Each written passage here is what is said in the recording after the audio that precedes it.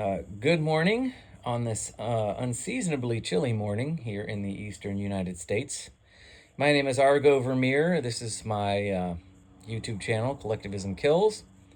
It is associated with my blog, unreformingtheology.com, where I have literally hundreds and hundreds of articles on all the kinds of topics that you'll see on this YouTube channel, and then some. So you can check that out if you are interested, and that's unreformingtheology.com. Today, I'm going to talk about the voting lie, and then next time, I hope to get back into the series on individualism. You don't understand individualism. That series that you see, that I've not yet concluded, I will get back to that hopefully next time. But I wanted to get this written down and posted because I had this kind of I was ruminating upon this while we were at the beach this week and vacationing, and this is kind of what I was thinking about, and I was starting to get very interested in doing an article and doing an upload on voting once again. As we're approaching this U.S. presidential election, I wanted to remind my audience, as tiny as it is, that you are free to vote. Obviously, this is not going to be on whether you should vote or not. That's up to you. But I will be explaining why it's irrelevant and why your vote doesn't matter. That voting is simply your tacit or implicit concession to your slavery. It's simply a tacit concession to your own existence as a perpetual citizen slave to the ruling class. This might sound like I'm preaching some kind of cliche or some kind of anarchist ideology. I'm not. I'm going to present to you a reasoned argument as to why voting is irrelevant.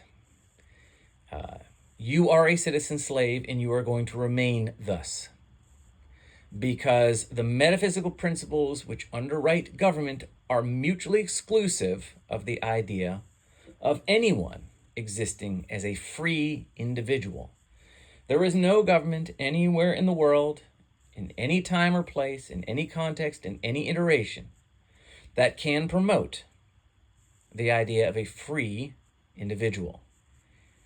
The metaphysics which imply a free individual are mutually exclusive of the metaphysics which underwrite government in any version.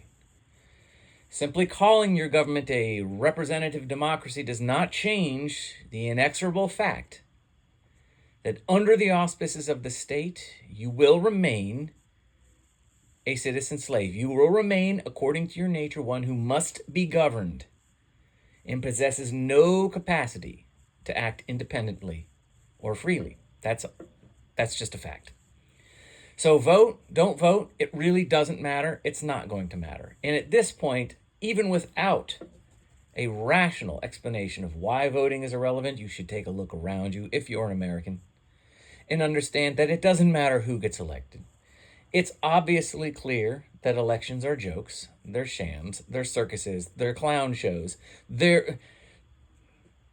We know that the person who gets elected is clearly not the person in charge, that the people in charge are unelected. That's the way it is. That's the way it was always going to be. Elections are a sideshow.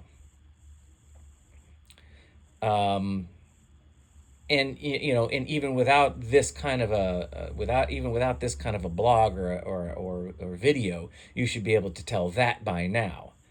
But what I'm here to do is to tell you that that somehow, even if you were to somehow manage to create some kind of actual, legitimate, honest, uncorrupt electoral process in this country, it still wouldn't matter, because voting in elections are not something which can ever lead to anything other than tyranny and totalitarianism, because these are the natural conclusions of government according to the metaphysics. So even a legitimately free election will never lead you to the place where that you're told it will lead you, which is your existence as a free individual. It just doesn't work like that. And it's rooted in something far deeper than simply the idea that you can get elections which are corrupt or clown shows. No, it's rooted in, because elections of any sort, whether corrupt or uncorrupt, are going to occur under the auspices of government, of the socio-political arrangement of government. They're never going to promote the idea of a free individual, because the idea of a free individual is mutually exclusive to the nature of government itself. And that's what I'm going to explain in detail today. I'm going to give you a rational explanation at the root level, the root metaphysical level, as to why voting doesn't matter, it can't matter. And if you stay home because you don't want to participate in the clown show, you should experience no guilt for this. You're simply saving wasted time. You're simply doing something better with your time than voting. It's kind of like, and I'm going to offend some Christian friends of mine, but it's kind of like church 99% of the time. 99% of the time, you would probably be better off. I can almost guarantee you'd be better off on Sunday mornings by spending an hour with your family and reading the Bible for yourself than going to church. Going to church on a Sunday morning at this point, when considering the doctrine that is preached by the vast majority of definitely Protestant denominations, but probably Catholic as well. I'm not as familiar with the Orthodox churches. It's a waste of time. In fact, I would even argue that sleeping in is probably a better use of your time on Sundays than going to church, and literally sleeping in and doing anything other than voting is probably a better use of your time than voting. And I'm going to explain why rationally here. This is not some kind of anarchist rant, some kind of cliched rant. I'm going to explain why rationally voting cannot work. So, okay, so here we go. This is the voting lie. And I'm sorry, I wish I had a more creative title. Maybe I'll come up with one by the time I post this, but that's all I got for now. So we're going to call this, the working title is The Voting Lie. Now, I have a bunch of notes. I do apologize if my speaking is a little herky-jerky. I tend to also get a little spurgy. I do apologize for that. Hopefully you can navigate around the spurginess of my approach and at least glean what I'm trying to say here. But at any rate, I hand wrote these notes, and my handwriting is absolutely atrocious. So, and I haven't really pre-read these notes or edited them in any way. So I'm just going to do the best I can. And, if I noticed that there was a massive difference in the number of views I got between notes that I pre-read and edited versus notes that I didn't, then I probably would take the time to edit them and pre-write them. But I realize that the reason why my channel gets a low number of views is really very little to do with my approach or how technologically savvy I am, and has almost everything to do with algorithms, and that I don't really play the YouTube game, and of course the topics. Dealing in the realm of metaphysics is certainly not a fast track to a large audience. So anyway, okay, but enough of pouting about that. I won't do that anymore. Okay, so the voting lie. Here we go.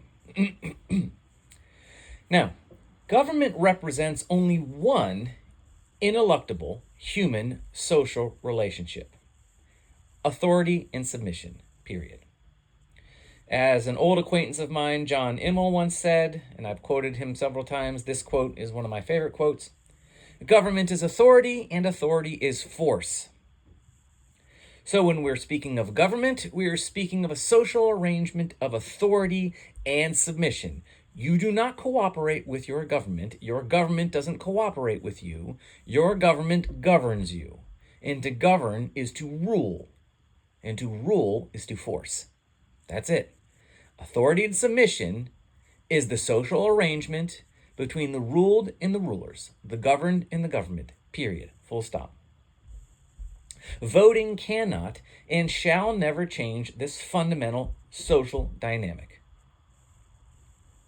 Because this relationship, this kind of politics, and when I speak of politics, I mean in the philosophical category dealing with social interaction. Politics in the philosophical sense is how human beings interact with one another based upon their values and what they understand to be true.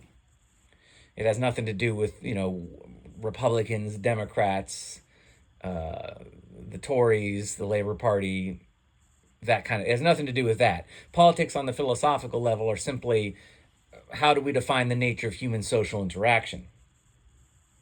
So this relationship, this kind of politics, the authority submission dynamic, is rooted in fundamental metaphysical assumptions. Okay, so these are assumptions about the nature of man. This authority and submission relationship between the governed and the governors, the ruled and the rulers, that underwrites all government as a function of its nature, are rooted in assumptions. This relationship is rooted in fundamental assumptions about the nature of man. These are metaphysical assumptions, meaning they deal with the nature of man, what it means to be man, man qua man, and the nature of reality.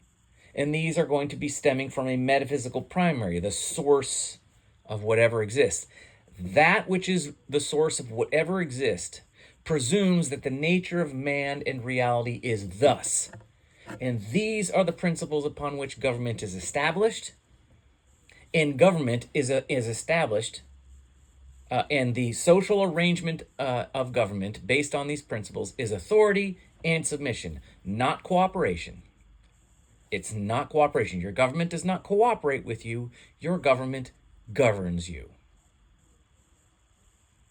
Government doesn't cooperate with you. It rules you. It wields the law, and you obey. That's it. You do not cooperate with your ruling class. You obey them. That's it. Period. And no iteration of government changes this fundamental relationship.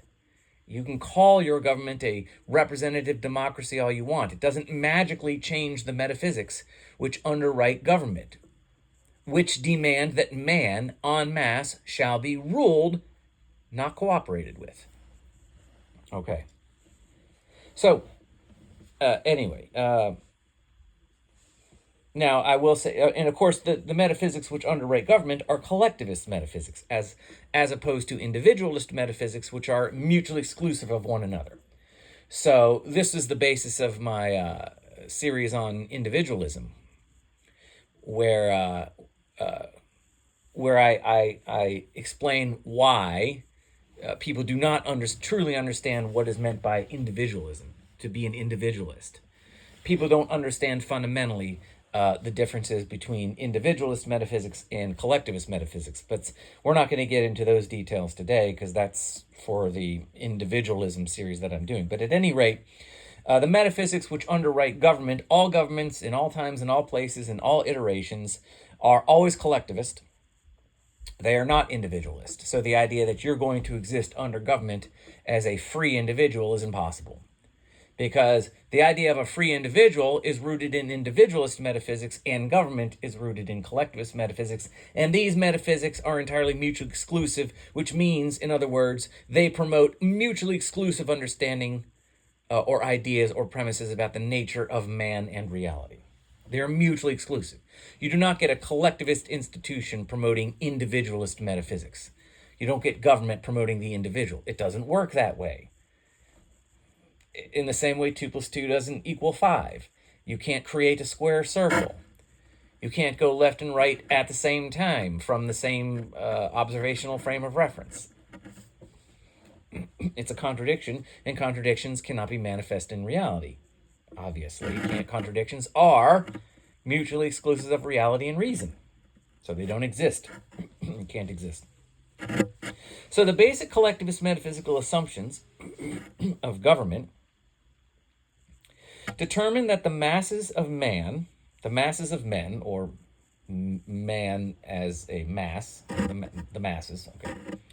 So the basic collectivist metaphysical assumptions of government determine that the masses of men shall submit to the will of a relatively infinitesimal or even single number of governors.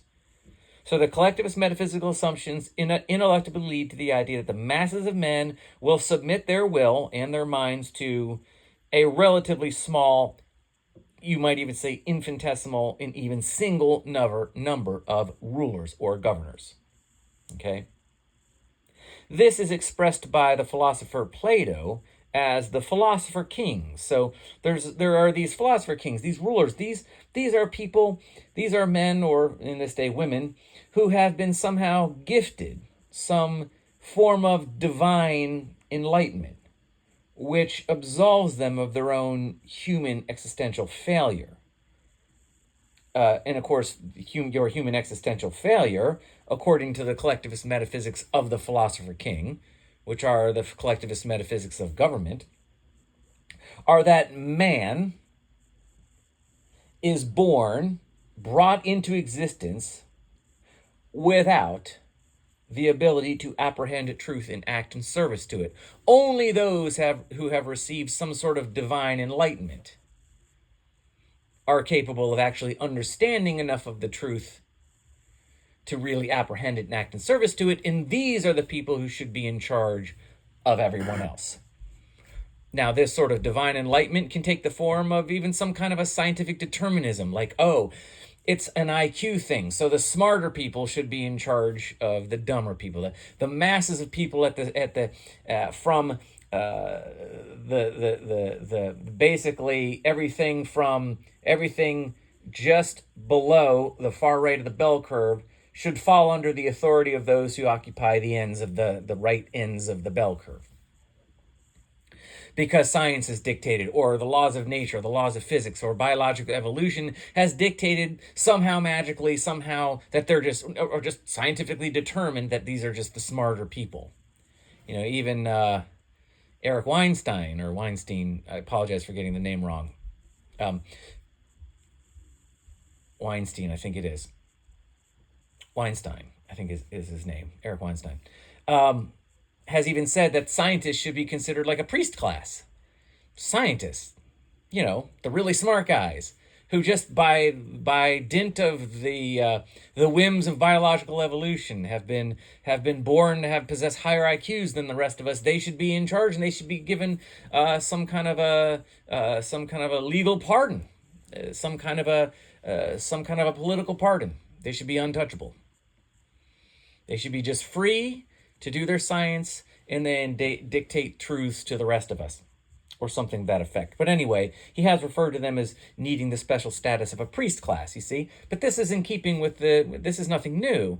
So the idea that somehow those who are supposed to rule because they have some kind of divine or some kind of excuse for their own original sin, which the rest of us possess, and again, that original sin being your nature as being that which is incapable or insufficient to apprehend the truth and act in service to it.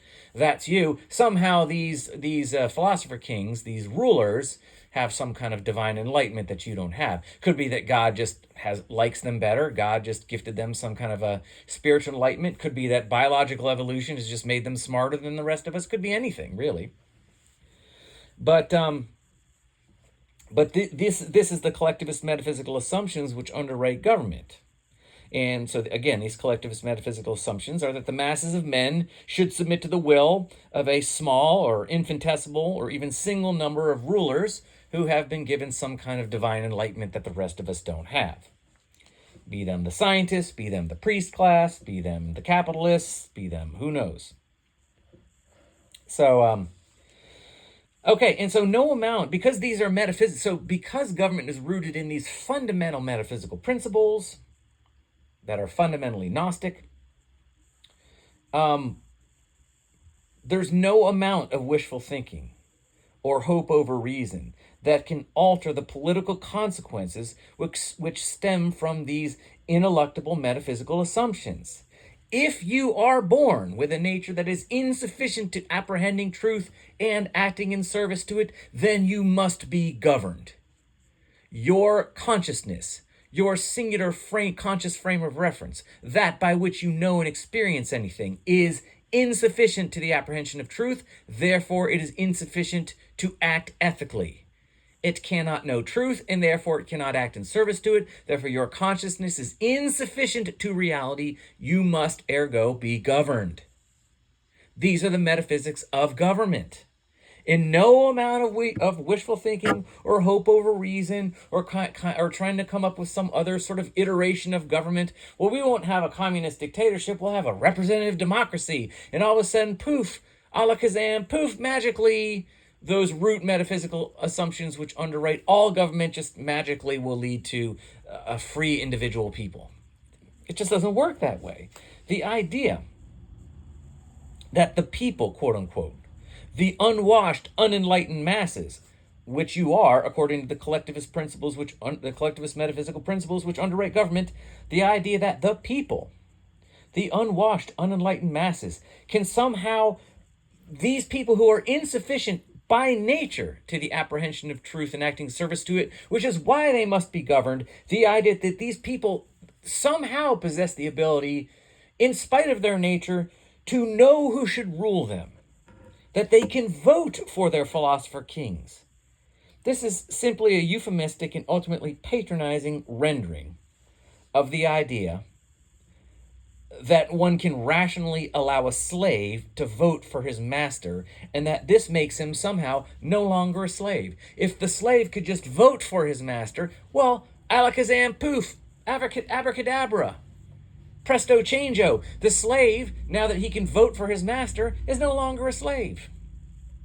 This is ludicrous. It doesn't work this way. The slave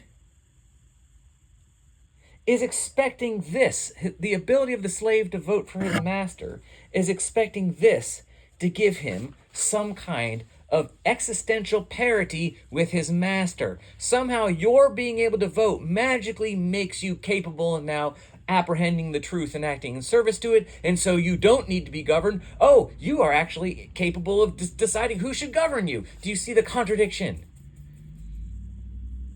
We're so equal as individuals, and we're going to prove it by allowing you to vote for your ruling class. If you were truly equal, if you had no existential failure by which you should be governed, then you wouldn't need to vote for a ruling class. You wouldn't need to vote for a politician to govern you. If you were, you see what I mean? You see the contradiction? If you were capable of voting, if the slave was capable, knew enough, smart enough, capable enough of voting for his master, he wouldn't need a master. If the citizen was capable of voting for his leaders, he wouldn't need leaders. The very fact that you need government leaders, the very fact that you must be governed and ruled according to the metaphysics of government, precludes the idea that you can vote for those who shall rule you. It's a lie, you see. If you were in a position where you could know enough to vote for your political leadership, you wouldn't need to vote. You could cooperate with them. You would be capable, in your nature, of living your own life ungoverned. That is contrary to the very metaphysics which underwrite government. This is the contradiction. This is the lie of voting. This is the fundamental contradiction. If you were in a position existentially where you could vote, you wouldn't need to vote. You see what I'm saying? So the idea that somehow, because the slave can vote for his master, this gives him some kind of moral and existential parity with his master. And alakazam, poof, he's not a slave anymore. This makes no sense. If he's not a slave anymore, why does he need to vote for a master? So, of course, the idea that somehow voting for your master makes you no longer a slave, this never happens, and it can never happen. Again, because if he had existential parity with his master, by which he could vote for his master, he wouldn't need a master. Anyway, you get that. So, again, if the slave was in a position where he could vote for his master, he wouldn't need a master. They would simply be two men cooperating. But by definition, so it would be they would be two men cooperating for mutual benefit. You see? By definition, however, cooperating or cooperation is entirely irrelevant to a master-slave relationship by definition. Master-slave relationship by definition is mutually exclusive of cooperation. And it is likewise irrelevant to a citizen-governor relationship. The idea that the slave cooperates with the master is no more ludicrous than you as a citizen cooperating with your government.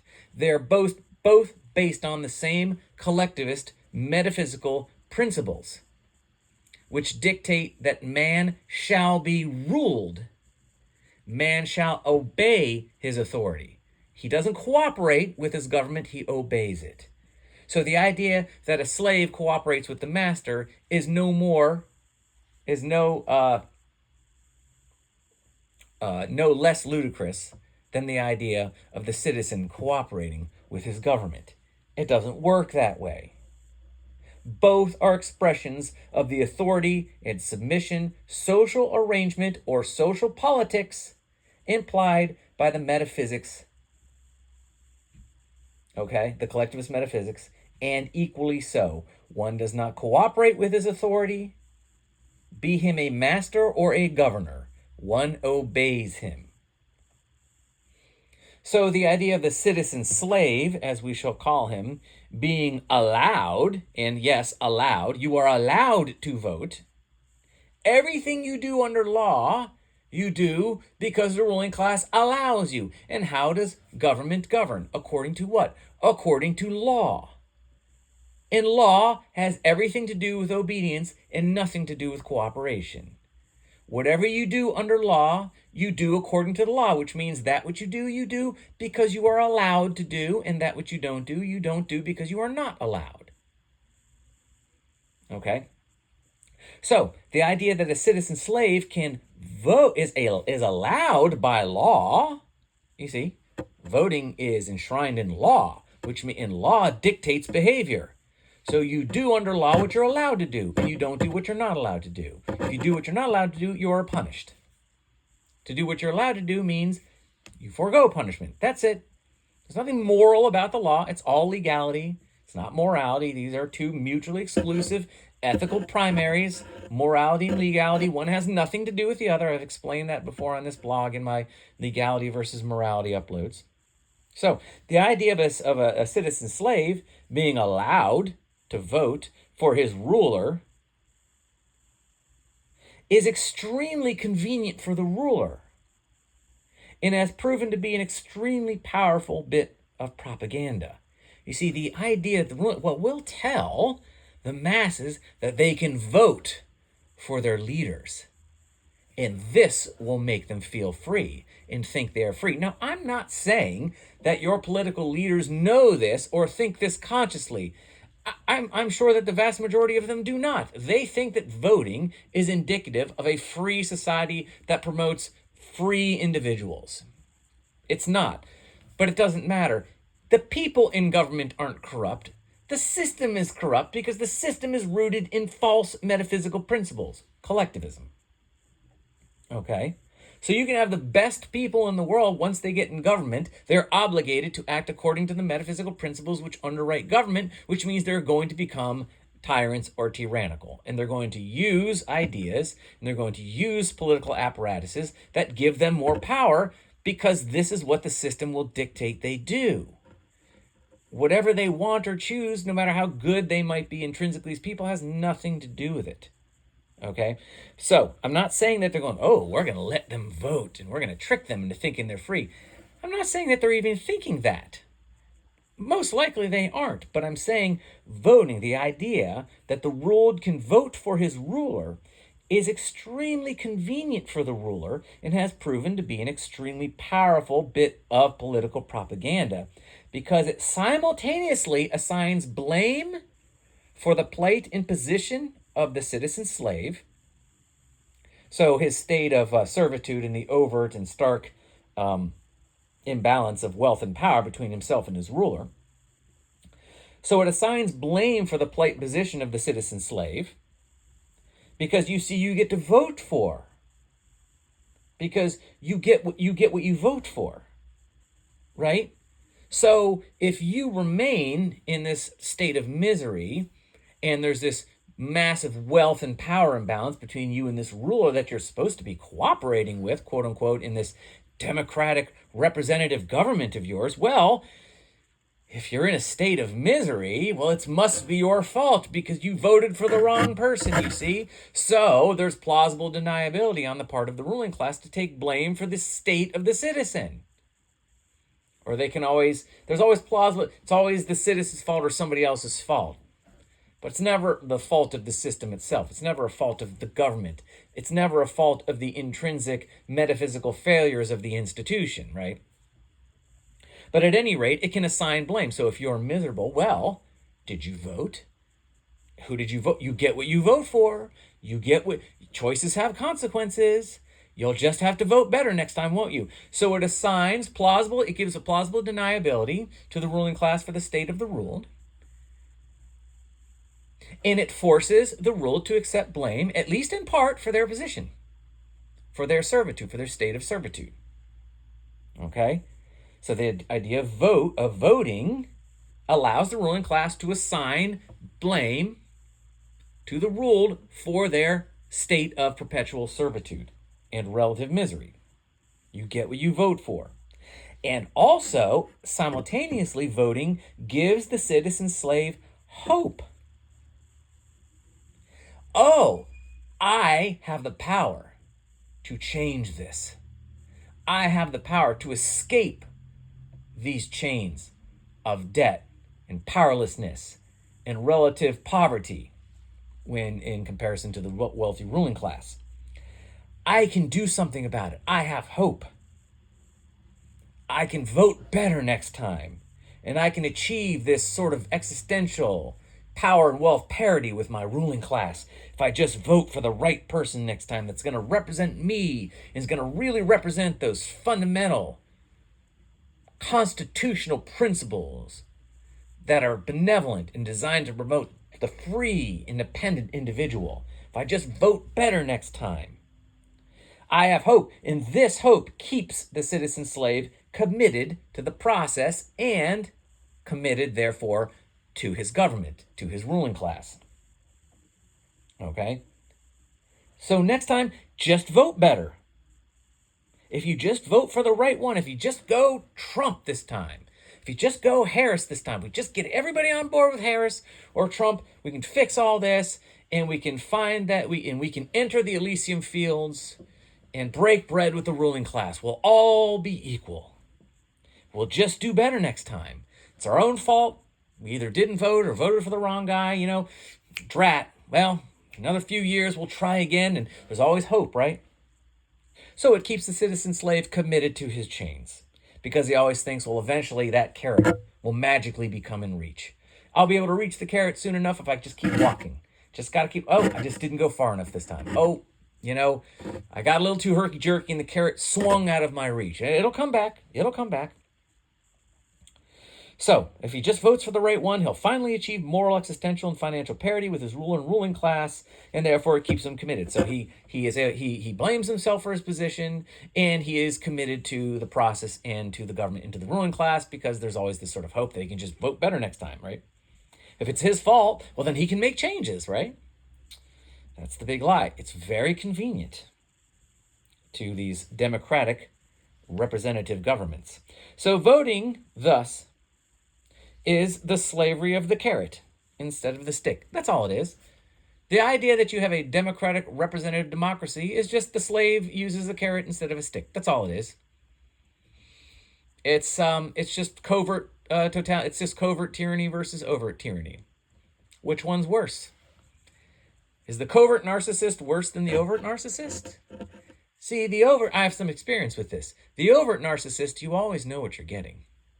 The overt narcissist, you can see, and you can tell there's something wrong with them at a very young age, if you're close to them, obviously, like if you're in a relationship with them or they're your parents.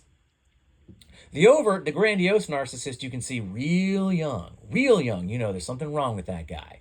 Doesn't make it pleasant to be around that person, particularly if you're locked in this relationship with them, like a parent-child.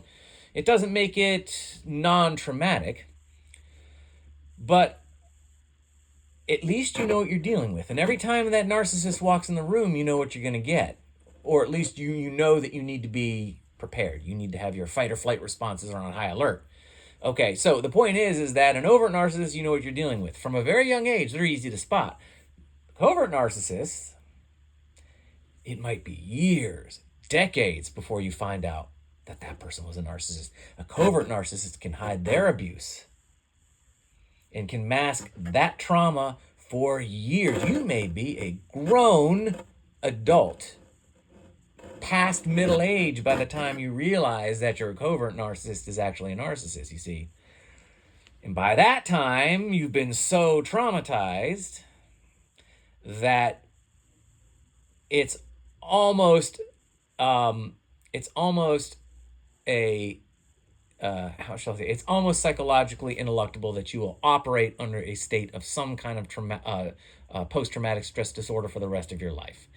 Dealing with an overt narcissist, you probably can get over that trauma. Dealing your whole life with a covert, you probably have some trauma that's so deeply ingrained into your psychology that you may likely and possibly will likely never recover. You might be able to cope, but you will always feel the anxiety. It will never go away, because that's how long a covert narcissist can traumatize you while you willingly go along with it. So, is tyranny by the carrot worse than tyranny by the stick? There's an argument to be made. There's an argument to be made for that. So, I think I'm going to stop there because I'm already at 36 and I'm about halfway done. So in part 2 of this series, I'm going to see if I can convince you. I'm going to use an example, and I'm going to see if I'm going to use a thought. It's going to be like a thought example, not a thought experiment, but a thought example. But all of that was very abstract. I know I'm dealing with the realm of metaphysics, and I'm dealing with the realm of philosophical politics, and I'm assumptions about the nature of man and reality. That can get highly abstract. So in part 2, what I want to do is I want to see if I can convince you of my position by using a less abstract, a more direct, a more apprehendable example. Look, anybody that's listening to me, I think, has a level of interest, a level of forbearance, definitely a level of patience.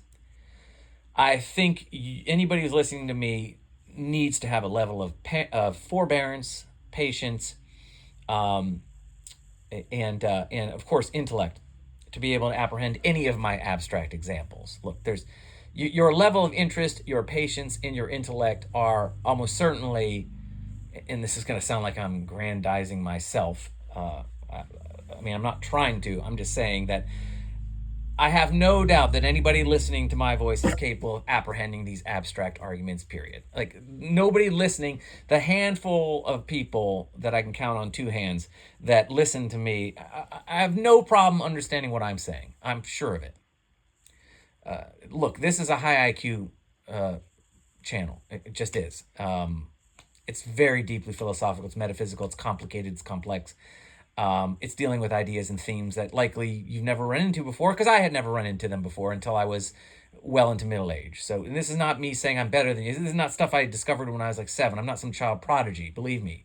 I had to go through many, many years of being quite the bona fide idiot before I finally realized that the fundamentals were wrong. And then it took me another 10 years examining the fundamentals to come to some conclusions that made sense. So but what I'm saying is that you guys have no problem understanding the abstractions here and the complexity. This is a high IQ channel, and people who listen here are going to be high IQ. But if I can use a less abstract and more direct example, maybe it'll help you talk to other people about this. If you agree with me and like what I say and you want to share it in some sense in a way that's not so complex and so, I don't want to be, I'm not trying to be cruel, but sort of out of reach for a lot of people, if not most people, for many reasons. One could be intelligence. One could be so many people are they're so committed to false metaphysical assumptions.